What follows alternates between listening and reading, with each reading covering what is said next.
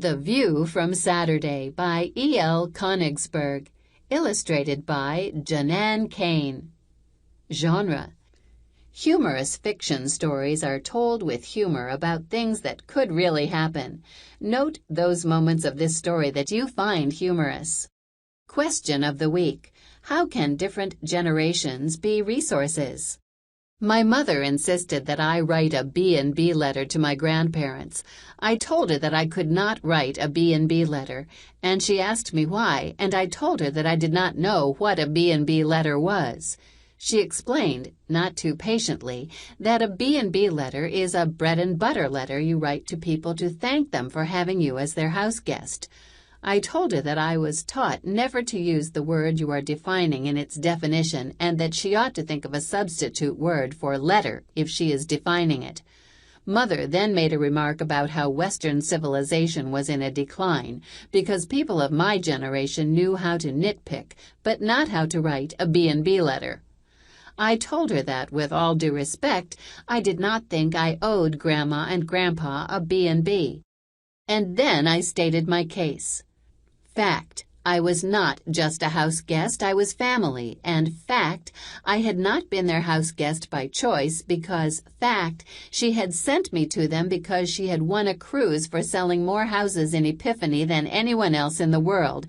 And if she had shared her cruise with Joey and me instead of with her husband, my father, I would not have been sent to Florida in the first place, and fact, she, not me, owed them thanks. And further fact, I had been such a wonderful help while I was there that Grandma and Grandpa would probably want to write me a B&B. My brother Joey had been sent to my other set of grandparents who live in a normal suburb of Connecticut. Is Joey writing a B&B to Grandma and Grandpa Eberly? Even as we speak, Mother replied. Well, maybe he has something to be thankful for, I said. Mother drew in her breath as if she were about to say something else about what children of my generation were doing to Western civilization, but instead she said, right, and closed my bedroom door behind her. I opened the door and called out to her, Can I use my computer? She said, I know you can use the computer, Noah, but you may not. I was about to make a remark about who was nitpicking now, but Mother gave me such a negative look that I knew any thoughts I had better be about bread and butter and not nitpicking. I gazed at my closed bedroom door and then out the window. Door. Window. Door. Window. There was no escape. I took a box of notepaper out of my desk drawer. The notes were bigger than postage stamps, but not by much. I took out a ballpoint pen and started pressing it against a piece of scrap paper, making dents in the paper, but not making a mark. Ballpoint pens sometimes take a while to get started. When I was down in Florida, Tilly Nachman had said, the ballpoint pen has been the biggest single factor in the decline of Western civilization. It makes the written word cheap, fast, and totally without character. My mother and Tilly should get together. Between them, they have come up with the two major reasons why Western civilization is about to collapse. Not because I was trying to save Western civilization, but because I wanted to actually get my B&B letter written, I put the ballpoint pen back into the drawer and took out my calligraphy pen, the one that uses wet ink. I didn't fill it. I would fill it when I was ready to write. I also took out a sharpened pencil and a pad of Post-it notes to jot down any ideas that might come to mind. I wrote Red Wagon. The red wagon had definitely been a gift, even though under the circumstances I didn't bring it back to Epiphany with me. I thought a while longer and wrote Tuxedo T-shirt. It too had been a gift, but I didn't have that either. I wrote calligraphy pen and bottle of ink. A wet ink pen and a bottle of ink had been given to me, but the ones I took out of my desk drawer were ones I had bought myself. The calligraphy pen made me remember about the Post-it notes I had bought to correct the problem that had developed with the ink. Even though I had bought the Post-it notes myself, I added Post-it notes to my list. I peeled off the Post-it note containing my list and stuck it on the wall in front of my desk, and then, as my mother had commanded, I thought again. Century Village, where my Gershom grandparents live, is not like any place I had ever been to. It is in Florida, but it is not exactly Disney World or SeaWorld or other regular destinations. It is like a theme park for old people. Almost everyone who lives there is retired from useful life. Grandma Sadie and Grandpa Nate fit in nicely. It all started when Margaret Draper and Izzy Diamondstein decided to get married, and the citizens of Century Village called a meeting in the clubhouse to organize the wedding. In their former lives, Grandma Sadie and Grandpa Nate had owned a small bakery right here in Epiphany, New York, so Grandma volunteered to do the wedding cake, and Grandpa Nate, whose chief hobby had always been violin playing, promised to arrange for the music. Mr. Cantor, a retired postman from Pennsylvania who was devoted to growing orchids, said that he would have enough blossoms for the corsages. And Mrs. Kirchmer said that she would lend her African violets for the centerpieces. Tilly Nachman volunteered to do the invitations, and Rabbi Friedman, who was a rabbi in his former life, said he would perform the ceremony even though Margaret Draper was not Jewish and Izzy Diamondstein was. This was a late second marriage, and there wouldn't be any concern about what religion they should choose for their children, since all their children were already grown up and chosen. Grandpa Nate later explained to me that unlike the average citizen of Century Village, rabbis don't have former lives. They are what they were, once a rabbi, always a rabbi. Many citizens of Century Village were widows who had once been great family cooks, so they formed a committee to plan the wedding dinner. Everyone agreed to share the cost, and they made up a menu and a master shopping list. After that first meeting, Grandpa Nate and I took Tilly Nachman, a former New York City person who had never learned to drive, to the stationery store so that she could buy the invitations. While she shopped for the invitations, Grandpa and I went to Walmart to pick up Grandma's prescription, and that is when we saw the Red Wagon special. Grandpa bought it for me, and it's a good thing he did. It came in handy until Alan came along. I checked my list. Post-it notes. I had bought them when we ran out of invitations. Of course, we didn't run out of invitations until Tilly's cat got its paws into the ink. Tilly was filling in the who, what, when, and where on the invitations when I noticed that she had the prettiest handwriting I had ever seen. Calligraphy, she said. It means beautiful writing, and she asked me if I would like to learn how to write like her. I said yes. She said she would give me lessons if I would help her address the envelopes. So Grandpa drove us to an art supply store where she bought me a calligraphy pen and a bottle of ink. It was while Tilly was trying out various pen points, called nibs, that she made the remark about the ballpoint pen being the biggest single factor in the decline of Western civilization. After choosing a nib, Tilly said, "I hope in the future, Noah, that you will use a ballpoint pen only when you have to press hard to make multiple carbons." I couldn't promise that. There were times in school when a person had to do things fast, cheap, and without character. Tilly said, "There are pens that come with ink in a cartridge, Noah, but I will have nothing to do with them." So when we were back at her condo, Tilly taught me how to fill a pen, or, as she said, how to properly fill a pen. 1. Turn the filling plunger counterclockwise as far as it will go. 2. Dip the nib completely into the ink. 3. Turn the filling plunger clockwise until it stops. 4. Hold the nib above the ink bottle and turn the plunger counterclockwise again until 3 drops of ink fall back into the bottle. 5. Turn the plunger clockwise to stop the drops. 6. Wipe the excess ink completely from pen and nib. When I told Tilly that 6 steps seemed a lot to have to do before you begin, she said, "You must think of those 6 steps not as preparation for the beginning, but as the beginning itself." I practiced my calligraphy. I practiced all 26 letters of the alphabet, including X, which was not part of any of the who, what, when, and wheres, or any of the addresses, but is a very good letter to practice because, fact, it is not easy. When Tilly decided that I was good enough to help with the invitations, I sat on the floor of her living room and used her coffee table as my desk. She sat at the kitchen table. Fact, many of the domiciles in Century Village do not have family rooms with desks.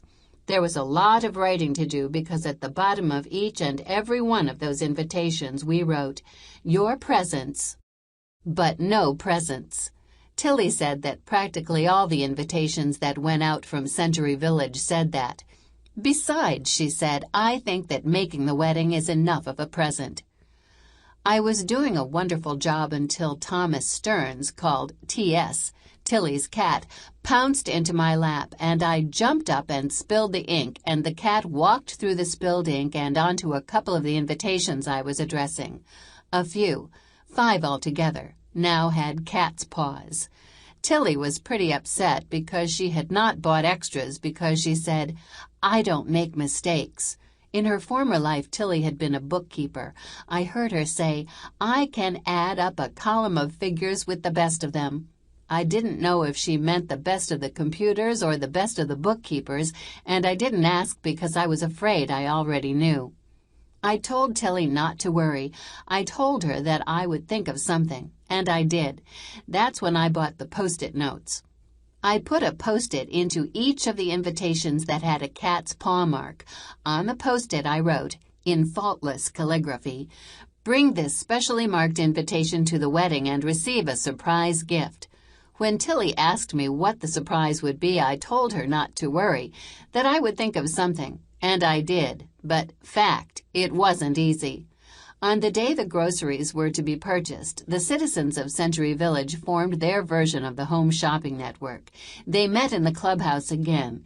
Everyone sat in rows holding coupons they'd clipped since printing began. They asked me to be master of ceremonies. I sat at a table in front of the clubhouse room and called out items from the master grocery list. It was a lot like a game of Go Fish. I said, "I need 1 Crisco, 4 margarines, Parive, and let's have all your paper towels." Everyone searched through their fistfuls of coupons and gave me the ones that were needed. Tilly circled the items we had coupons for. Then we checked the newspaper for supermarket specials and made out lists for each of the stores, depending on which one had the best buy in a particular item. I wrote the Gershom list in calligraphy.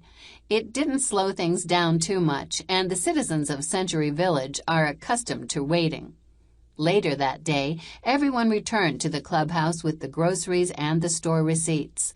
Tilly added, divided, and straightened out who owed and who was owed, and no one bothered to check because everyone knew that Tilly Nachman did not make mistakes.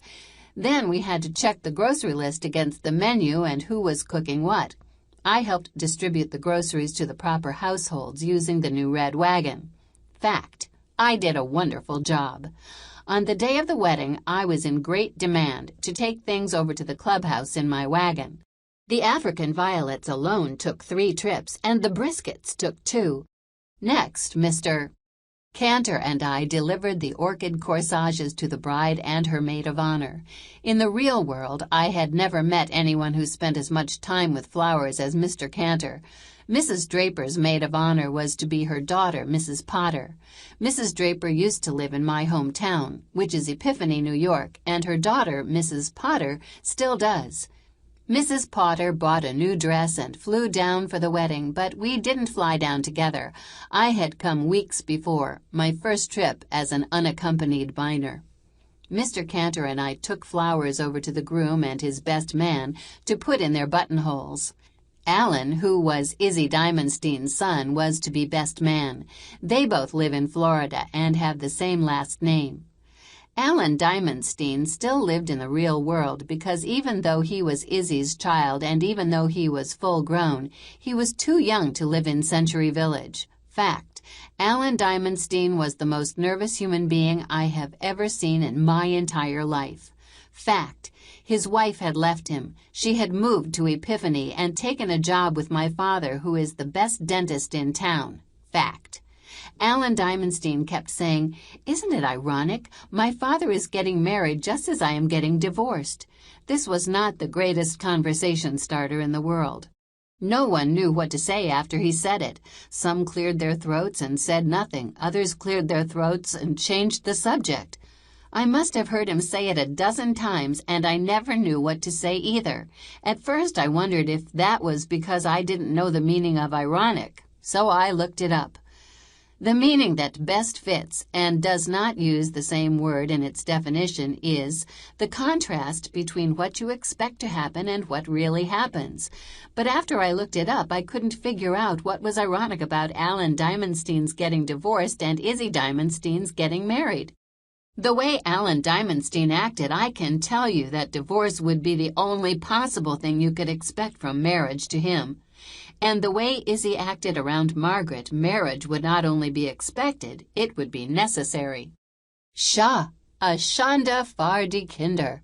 They were embarrassing to watch, but not so embarrassing that I didn't. Wedding cakes are not baked as much as they are built. In the real world, people don't build wedding cakes. They order in. If you are going to build it yourself, it is not done in a day. It takes 3. On the first day, Grandma Sadie baked the layers. On the second, she constructed the cake, using cardboard bases and straws for supports, and made the basic icing to cover the layers. On the third day, she made the designer icing for the rosebuds and put the little bride and groom on top. Fact: the cake was beautiful. Fortunately, Grandpa Nate took its picture right after she finished it, so Grandma Sadie can remember how it looked for a little while. Alan Diamondstein would tell you that the red wagon was the problem, but I would say that it's ironic that he should say so. It definitely wasn't. He was. How else were we supposed to deliver the cake to the clubhouse? It was too tall to fit in the trunk of the car, and since on an average day the outside temperature in Century Village is body temperature, there would be a major meltdown before the cake got to the clubhouse where the wedding was to take place. That's when I got the idea to load up the wagon with ice, put a sheet of plastic over the ice, put the cake on top of that, and slowly wheel it over there, with me pulling and Grandpa checking the rear. Grandpa Nate went to the Jiffy store and bought 3 bags of ice, and we loaded them into the wagon. Too much, since we didn't want the bed of the wagon filled right up to the edge. We emptied some, dumping it out on the cement of the patio. That's where we were going to load the wagon, so we wouldn't have to wheel the wagon down any steps to get it to the meeting room. Just after we loaded the cake onto the wagon, Alan Diamondstein came over to Grandma's. He said his father wanted him to pick up a prayer book, but I think his father sent him because he was making the groom nervous. No one answered when he rang the front doorbell because we were all in the back loading the cake into the red wagon, so he walked around back to the patio. Unfortunately, he didn't see the wagon handle, so he tripped on it, slid on the wet concrete, fell in the puddle of melted ice, and, unfortunately, toppled the wedding cake. The little top layer was totally smashed. It fell in the same puddle as Alan, and the little bride and groom were seriously maimed. So was Alan's ankle, which fact I detected when he grabbed his foot and started to moan while still sitting in the puddle on the patio. Grandpa Nate called 911. Grandma Sadie returned to the kitchen to whip up a repair batch of icing. Grandpa Nate took the remains of the cake to the clubhouse, and I sat with Alan until the ambulance came. He was not good company. The groom called to see what was taking Alan so long. I answered the phone, and I thought I would have to call 911 for him, too. "Don't panic," I said. "I'll be your best man." I did not tell Izzy what had happened to the couple on top of the wedding cake because people get very superstitious at weddings, and no one wants a wounded bride and groom sitting on top of the cake with which they are to start a happy marriage. I had seen that sort of thing often enough in the movies, a close-up of the shattered little bride and groom floating in a puddle of melted ice, signifying the fate of the real bride and groom. So although I had to tell Izzy Diamondstein what had happened to Alan, I didn't say a word about the top of the wedding cake. I didn't think I could convince him that having the little bride and groom fall into a puddle was ironic. He seemed to calm down when I volunteered to be best man, which was about the same time that we found out from the ambulance driver that Alan would be back at Century Village in time for the wedding, even if he probably wouldn't be able to walk down the aisle. As soon as the ambulance took Alan away, I ran over to Mr. Cantor's place and asked him to please find another orchid for the top of the cake, although it would be better if he could find two, since the second layer was now the top layer and was bigger. Mr. Cantor found two beautiful sprays of orchids which Grandma Sadie artistically arranged around the new top layer. Since I had promised to be best man, not having a tux was a problem. I couldn't fit in Alan's, not that I would have wanted to if I could. That's when Grandpa Nate called Bella Dubinsky. In her former life, Bella had been an artist. She painted the pictures that went into the pattern books for people who sew their own clothes. In the real world, I had never met anyone who sewed her own clothes, but in Century Village, I had met three. Bella had a supply of fabric paints, and within 2 hours we had painted a T-shirt that looked like a tuxedo and a red bow tie. I say we because I helped color in the lines. She drew. It's not easy filling in the lines on T-shirt material. It scrunches up under the weight of the brush, leaving skip marks. You have to go over it again and again. Fortunately, the paints dry fast, and by 4 o'clock it was ready to wear. Repaired, the wedding cake looked beautiful. If Alan had not told, no one would have guessed that those orchids didn't belong on top. But Alan told. He told everyone. He also apologized for my being best man. I didn't think that I was someone he had to apologize for. I had helped a lot, and I looked totally presentable in my tuxedo T-shirt, which was a real work of art. Fact: being best man is not hard. You walk down the aisle with the maid of honor, who in this case was a matron of honor because she is married. I admit that having the son of the groom, Alan, as the best man would have been a better match size-wise for the daughter of the bride, even though one is married and the other divorced. But the essential fact is that I did a very good job. I stood beside the groom, Mrs. Potter stood beside the bride, and the 4 of us stood in front of the rabbi, and all 5 of us stood under a bridal canopy, which I know is called a huppah, and which I think is spelled the way I spelled it. I didn't yawn, sneeze, or scratch any visible thing. I held the wedding ring until the rabbi nodded, and I handed it over. I did an excellent job of being best man, even though when I was under the huppah, I was under a lot of pressure trying to think of surprises for the cat's paw invitations. The idea came to me at the very moment Izzy smashed the glass and everyone yelled, "Mazel tov!" Even before Izzy stopped kissing the bride, I knew what I could do. Fact: it was a very long and thorough kiss. It wouldn't be easy. It would mean giving up things I loved, but I had to do it. When everyone except Alan was dancing the hora, I slipped out of the clubhouse and ran back to Grandma Sadie's. I took off my tuxedo T-shirt, folded it nicely, and put it in my red wagon. I found the package of Post-it notes, my calligraphy pen, and bottle of ink, and after making sure that the ink was tightly closed, I put those in the wagon too. When I returned to the wedding party, the dance was over and everyone was sitting around looking exhausted.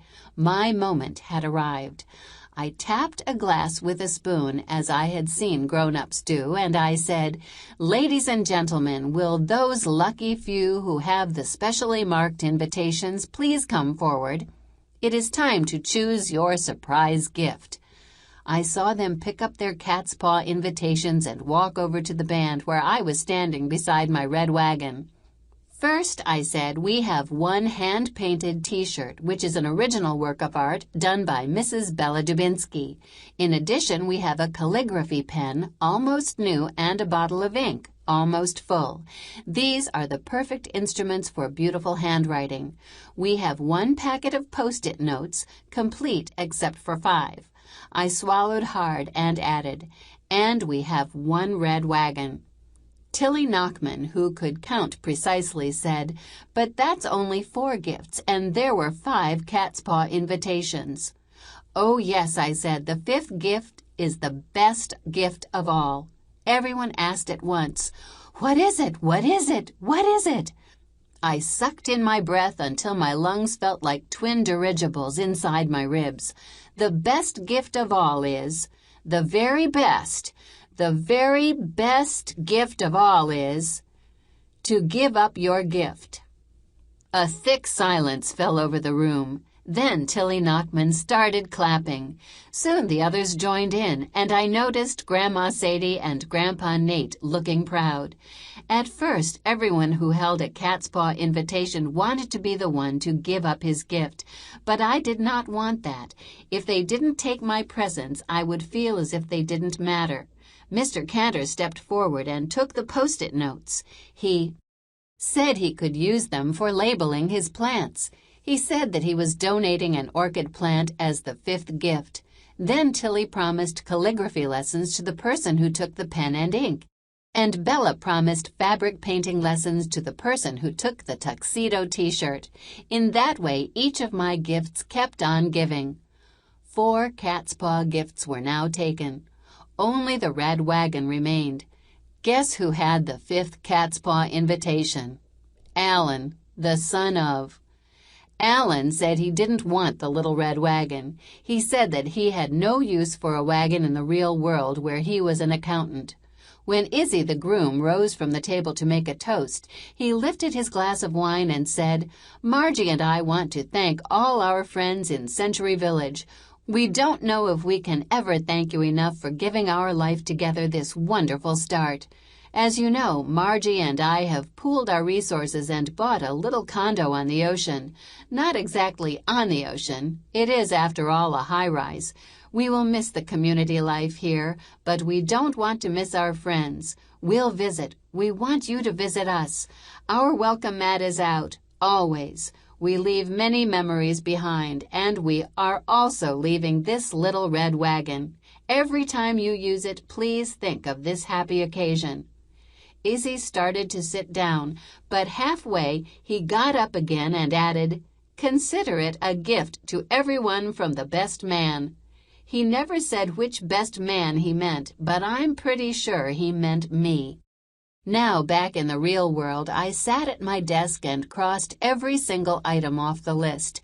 I didn't have the wagon, the Post-it notes, the T-shirt that Bella Dubinsky had designed, or the pen and ink that Tilly Knockman had bought me. I did have a new pad of Post-it notes and a new calligraphy pen, both of which I had bought with my own money when I got back to Epiphany. I never had to write a B&B letter when we stayed at Disney World or SeaWorld. Of course, Century Village is not exactly Disney World or SeaWorld either. Century Village is not like any other place in Western civilization. It is not like any other place in the entire world. I picked up my pen and filled it properly, the 6-step process that Tilly had taught me. She had said, "You must think of those 6 steps not as preparation for the beginning, but as the beginning itself." I knew then that I had started my B&B. I let my pen drink up a whole plunger full of ink, and then, holding the pen over the bottle, I squeezed 3 drops back into the bottle. And I thought, a B&B letter is giving just a few drops back to the bottle. I put away the tiny notepad and took out a full sheet of calligraphy paper and began. Dear Grandma Sadie and Grandpa Nate, thank you for a vacation that was out of this world.